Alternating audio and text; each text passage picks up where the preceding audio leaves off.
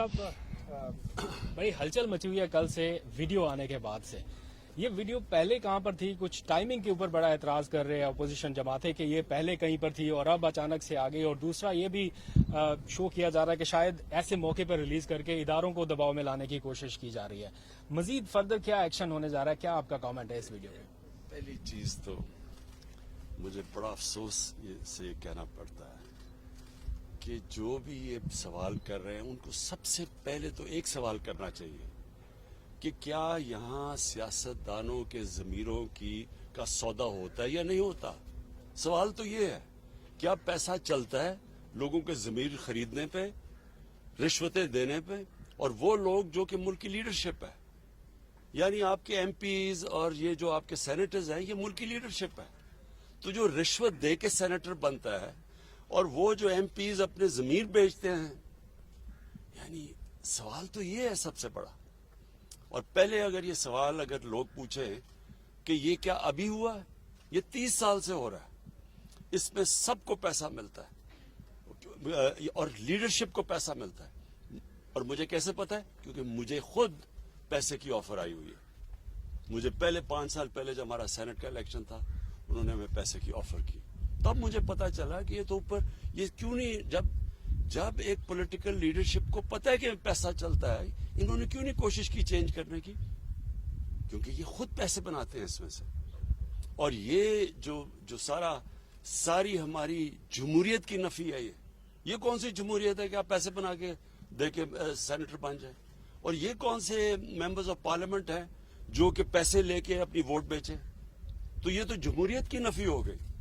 और ये सवाल पूछना कि वीडियो मेरे पास थी, मेरे पास अगर ये वीडियो होती तो वो जो हमने 20 लोग निकाले थे, उन्होंने 2 ने तो मेरे पे केसेस किए होते, मैं अदालत में क्यों ना ये वीडियो ले जाता अगर मेरे पास होती। हमारा वकील जो 2 साल से जब जा रहा है अदालत में, तो वो वीडियो दिखा देता, केस ही खत्म हो जाता अगर मेरे पास ये होती पहले। सवाल ये नहीं है, फिर से मैं कहता हूं, इन लोगों ने ये चोर जो अपने आप को सियासतदान कहते हैं, ये जो पीडीएम के अंदर ये जो सारी अपनी चोरी बचाने के लिए यूनियन बनी हुई है, इन सारों से सवाल ये पूछना चाहिए कि जब आपको पता था 30 साल से, तो मैं तो बाद में आया हूं, 30 साल से आपकी पार्टी पावर में है, क्यों नहीं आपने इसको रोकने की कोशिश की? प्राइम मिनिस्टर साहब ये बताइएगा कि आप अभी आपने आप चीजों को छुपाने पे बिलीव नहीं करते, सारी रिपोर्टें हम मंजरियां पे ले आते हैं। ये आप कई दफा फरमा चुके हैं, कह चुके हैं कि मुझे ऑफर हुई थी माजी में, तो आज ये बता दें कि वो ऑफर किसने की थी, कौन सी सियासी जमात थी, कौन सा फर्द था, ताकि उसका भी चेहरा सबके सामने आया जो आपके पास गया और पैसे लेके ऑफर की कि सेनेट की सीटें बेची जा सकती हैं, खरीदी जा सकती हैं।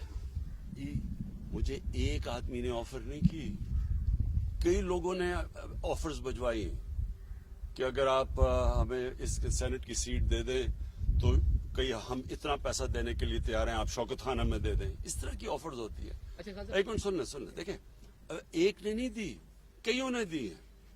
और ये मुझे नहीं मिलती, मेरे और लोगों को जो और मेरे मसलन जो समझते हैं ना पार्लियामेंट्री बोर्ड में है, उनको भी लोग पैसे ऑफर करते हैं कि जनाब अगर सेनेटर बना देते थे। इस वक्त बलूचिस्तान में एक सेनेटर बनने का जो रेट जा रहा है 50 करोड़ से 70 करोड़ पे जा रहा है, कि एक सेनेटर बनने के लिए तकरीबन 50 से 70 करोड़ रुपए वो खर्च करेंगे बनने के लिए। तो मुझे बताएं कि उन्होंने क्या बलूचिस्तान की, वो जो इतना पैसा खर्च करेगा वो कोई हातम ताई तो नहीं है, वो आके पैसा बनाएगा। तो पैसा किससे बनाएगा? पाकिस्तानी अवाम की खाल खींचेगा, पाकिस्तान का खून चूसेगा, इस तरह ही पैसा। कोई वो 70 करोड़ रुपया, कोई 50 करोड़ रुपया ऐसे तो नहीं खर्च करता। प्राइम मिनिस्टर साहब ये बताइएगा, प्राइम मिनिस्टर साहब ये बताइएगा, अभी आपने जिस कादिर ने वीडियो का जिक्र किया, सर इसमें जो जिन्होंने पैसा लिया, जिन्होंने दिया, वो तो सामने आ गए।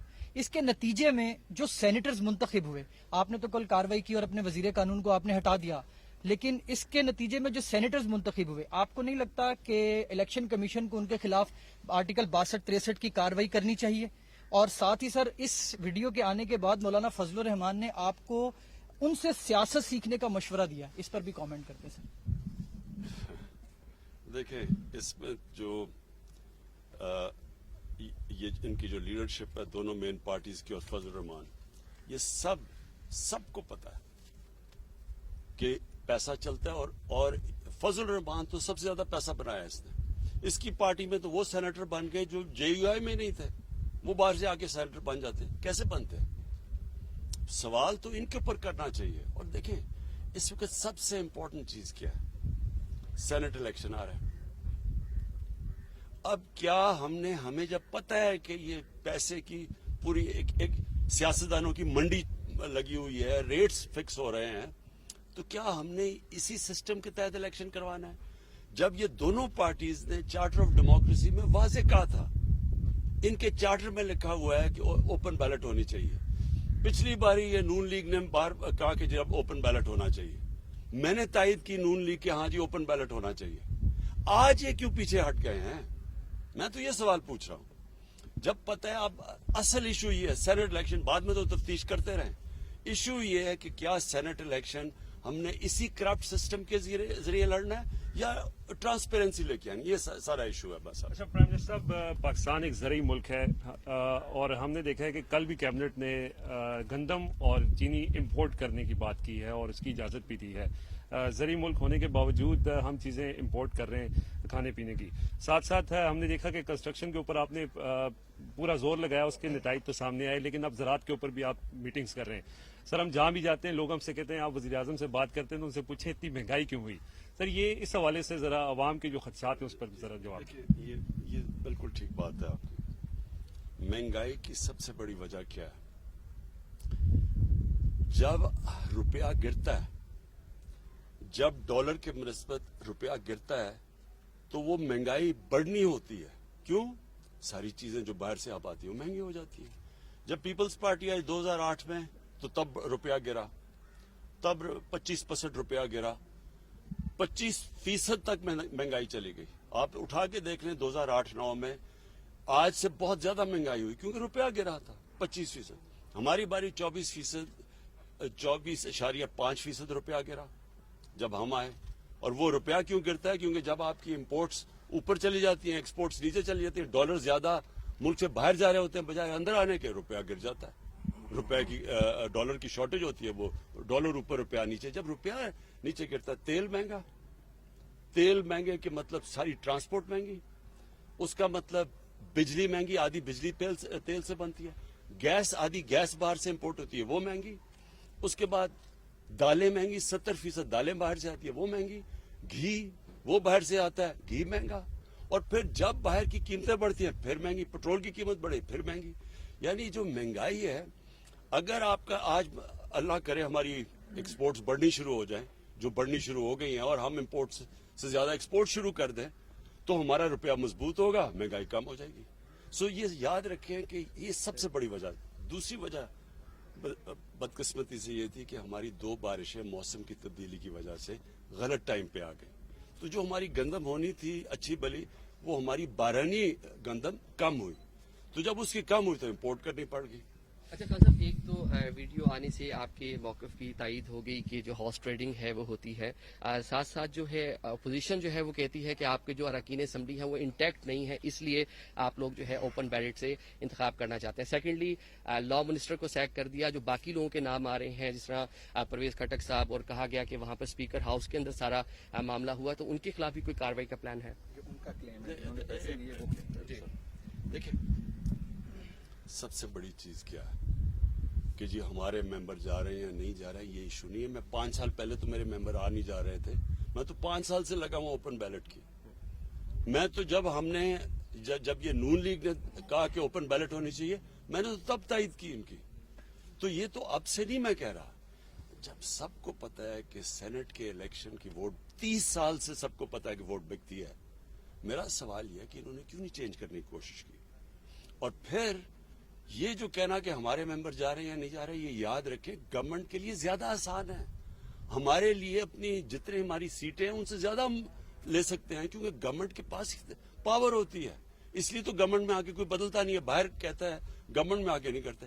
हम गवर्नमेंट में बैठ के कह रहे हैं कि ये ओपन बैलेट होनी चाहिए, जबकि मैं आज आपको कह रहा हूं कि यही लोग रोएंगे जबकि देखें जी तहरीक इंसाफ की सीट से ज्यादा मिल गए हमें सेनेटर्स, ये लोग रोएंगे। अभी मैं आपको कह रहा हूं क्योंकि हम ज्यादा सीटें ले सकते हैं। हम एक मुल्क में चेंज लेके आ रहे हैं कि जब करप्शन ऊपर से शुरू होती है, जब आपकी पॉलिटिकल लीडरशिप करप्ट होगी तो क्या थानेदार और पटवारी ठीक हो जाएगा? ओके जी। आखिरी question sir Abbas summer TV से सर लाइटर मूड के अंदर सियासी बातें हो गई। आपके सियासी फॉलोअर्स के अलावा क्रिकेट के फॉलोअर्स भी बहुत हैं। 18 साल बाद साउथ अफ्रीका को हमने रावलपिंडी में सर शिकस्त दी। टीम पूरा साल बहुत सारी क्रिकेट उससे खेलनी है। सर कुछ तवज्जो दे रहे हैं सर? मईशत के ऊपर भी आपको अपडेट्स मिलती होंगी, क्रिकेट के ऊपर भी अपडेट्स मिलती होंगी, तो क्या समझ रहे हैं कि सर बेहतरी की तरफ हम जा रहे हैं? पूरा साल पाकिस्तान के अंदर सबसे ज्यादा क्रिकेट है, इट्स अचीवमेंट। देखिए सच आपको बताऊं तो मुझे क्रिकेट के ऊपर कोई ज्यादा टाइम नहीं, बल्कि मैंने मैच भी नहीं देखा। मुबारक तो टीम को देता हूं, लेकिन मुझे मैच देखने का मौका नहीं मिला। लेकिन मैं आपको एक चीज कहना चाहता हूं, जो बुनियादी स्ट्रक्चर है पाकिस्तान क्रिकेट का वो ठीक कर लिया। जो मैं बड़ी देर से कह रहा था कि इलाकाई क्रिकेट होनी चाहिए, ये ठीक हो गई। अब इसमें से वो पाकिस्तानी टीमें बनेंगी जो कि वर्ल्ड बीटर्स होंगी। अभी तक हम अच्छी टीम है, हम वर्ल्ड बीटिंग टीम नहीं बन सके अभी तक। उसकी वजह यह है कि हमारा जो बुनियादी क्रिकेट स्ट्रक्चर था वो गलत था। हिंदुस्तान ने अपना स्ट्रक्चर ठीक कर लिया है। हिंदुस्तान एक दुनिया की बेहतरीन टीम बनती जा रही है। हमारा स्ट्रक्चर क्योंकि ठीक नहीं है, हमारा टैलेंट ज्यादा है, मेरे हिंदुस्तान से बहुत ज्यादा टैलेंट है यहाँ, लेकिन हम जो हमें जिस तरह की परफॉर्मेंस देनी चाहिए वो हम नहीं दे सकते। तो असल चीज ये है कि जो बुनियादी स्ट्रक्चर है वो ठीक करें, वो इन्होंने ठीक कर लिया। अब इसके ऊपर बिल्ड करेंगे, थोड़ा टाइम लगता है, जो टैलेंट पॉलिश होने में 2-3 साल लगते हैं, लेकिन इंशाल्लाह हमारी टीम वर्ल्ड बीटिंग